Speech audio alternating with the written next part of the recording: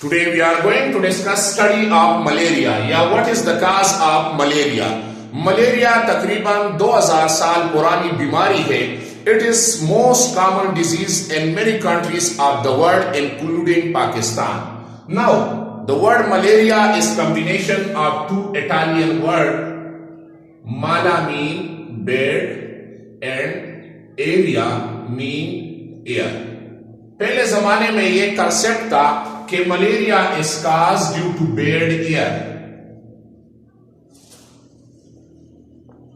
ये किस वजह से फैलता है? गंदी हवा की वजह से फैलता है.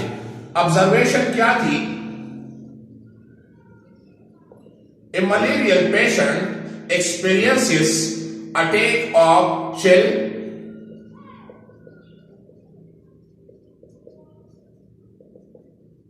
And fevers. उसको ठंड लगती है और उसको बुखार होता है. दूसरा इसका जो है था, this disease is more common in low marshy area. Common in low marshy area मतलब जो दलदली इलाके थे उसमें ये डिजीज कॉमन थी. और तीसरा ऑब्जर्वेशन ये था कि drinking of water of marches,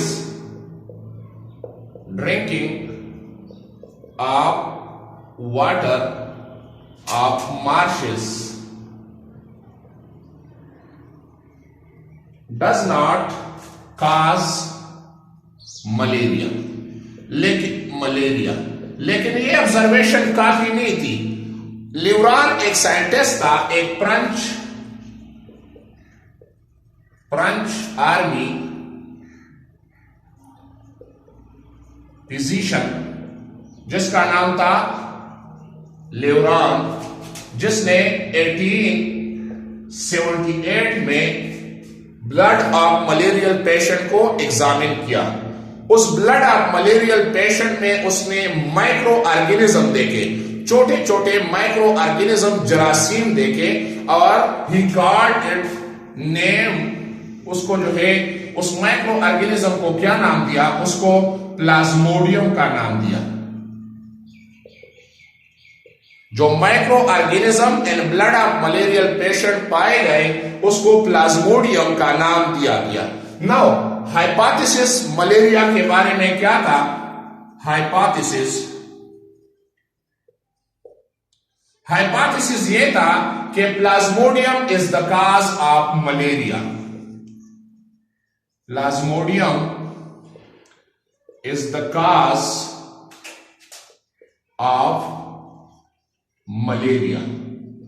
Plasmodium की वजह से मलेरिया की काज है.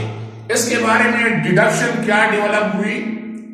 डिडक्शन मलेरिया के बारे में यह था कि if plasmodium is the cause of malaria, then all malarial patients must have plasmodium in their blood. If plasmodium is the cause of malaria, then all malarial patients must have plasmodium in their blood.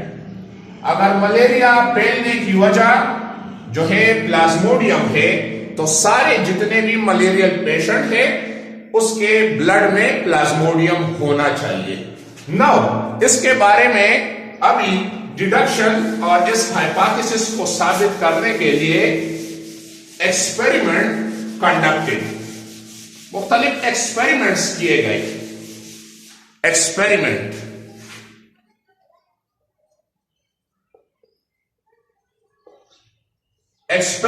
में जो है 100 sample लिए गए. एक दो group में जो है एक्सपेरिमेंट हुआ. एक था एक्सपेरिमेंटल ग्रुप और दूसरा था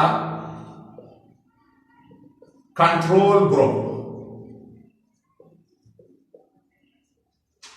नाउ एक्सपेरिमेंटल ग्रुप में 100% लिए गए मलेरियल पेशेंट्स,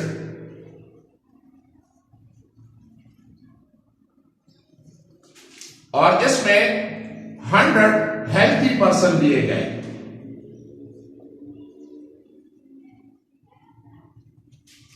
जब इन 100 मलेरियल पेशेंट्स का जो सैंपलिंग था, जो ब्लड था, उसको माइक्रोस्कोप के अंडर एग्जामिन किया गया, तो इन सारों में जो है प्लाज्मोडियम पाया गया. और जो हेल्दी पर्सन थे, 100 हेल्दी पर्सन जिसका ब्लड एग्जामिन किया गया अंडर माइक्रोस्कोप, तो इन सारों में प्लाज्मोडियम मौजूद नहीं था. सो द अबव हाइपोथेसिस के जो हाइपोथेसिस हमारे साथ था, हाइपोथेसिस दैट इज, वो हाइपोथेसिस क्या था? Plasmodium is the cause of malaria. ये क्या हो गया? ये ट्रू साबित हो गया. जो प्लाज्मोडियम ब्लड में मौजूद है, जिसकी वजह से मलेरिया की काज है, तो जब एक्सपेरिमेंट कंडक्टेड तो फिर ये वाला हाइपोथेसिस जो है ये ट्रू साबित हो गया. नाउ इसका हम ट्रीटमेंट किस तरह करेंगे? ट्रीटमेंट